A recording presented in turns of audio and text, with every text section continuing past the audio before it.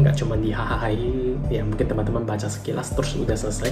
Rasa cemas tentu ada, apalagi sebagai orang tua. Maka kita akan mulai mengarah ke arah wellness.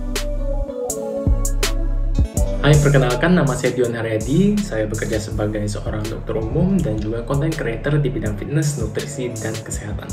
Kegiatan saya belakangan lebih banyak ke arah mengajar ya sebenarnya. Jadi buat teman-teman yang mau belajar tentang bagaimana merancang program diet untuk dirinya sendiri, belajar lebih dalam tentang fitness dan nutrisi, nah biasanya saya akan ngajarin teman-teman seperti itu. Dan juga buat konten di sosial media, Instagram, YouTube, TikTok, ini.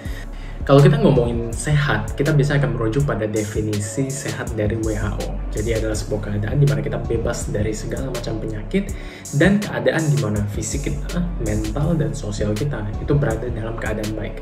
Tapi kalau misalnya kita merujuk pada arti sehat dari illness wellness continuum, sehat itu sebenarnya ada di posisi netral, ada di tengah-tengah. Kalau misalnya kita dalam keadaan tidak baik, maka kita akan nanti semakin sakit dan seterusnya itu akan mengarah ke arah illness.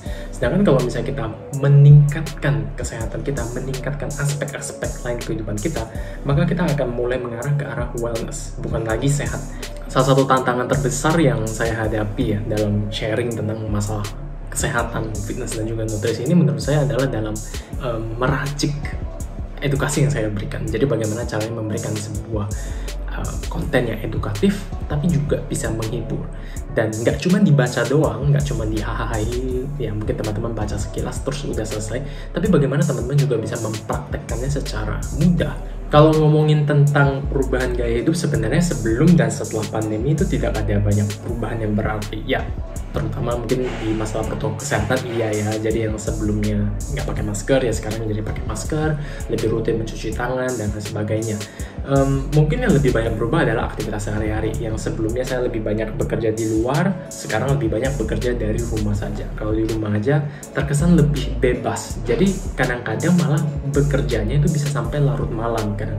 Jadi kerjaannya juga lebih banyak di rumah, akhirnya lebih banyak investasi untuk membuat ruang kerjanya senyaman mungkin, sebaik mungkin. Kurang lebih seperti itu sih kalau dari saya.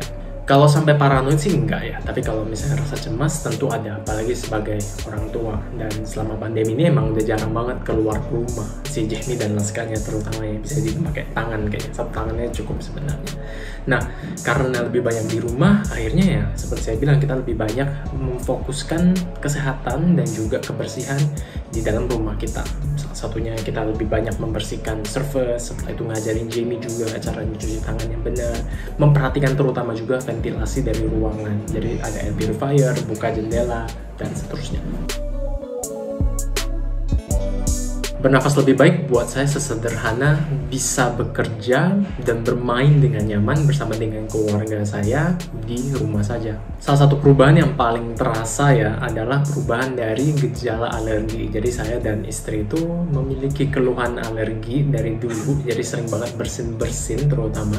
Nah, semenjak penggunaan Droop air purifier sudah jauh berkurang untuk masalah bersin-bersinnya itu. Tips yang bisa saya berikan buat teman-teman untuk tetap sehat dan bugar selama pandemi di rumah aja, yang pertama untuk memperhatikan pola makannya. Memperhatikan lebih baik, nggak harus makan lebih banyak, tapi menurut saya harus makan lebih tepat. Nah itu bisa teman-teman cek di Instagram saya lengkapnya gimana.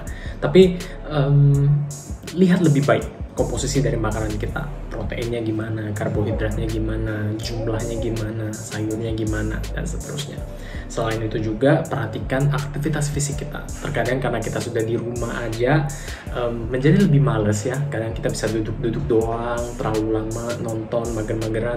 Lebih banyak beraktivitas fisik, tambahin jalan, mungkin jalan santai sekeliling kompleks, atau mungkin bersih-bersih di rumah juga bisa dilakukan. Selain itu jangan lupa juga untuk berolahraga. Sesimpel teman-teman olahraga 30 menit jalan santai itu juga udah oke banget.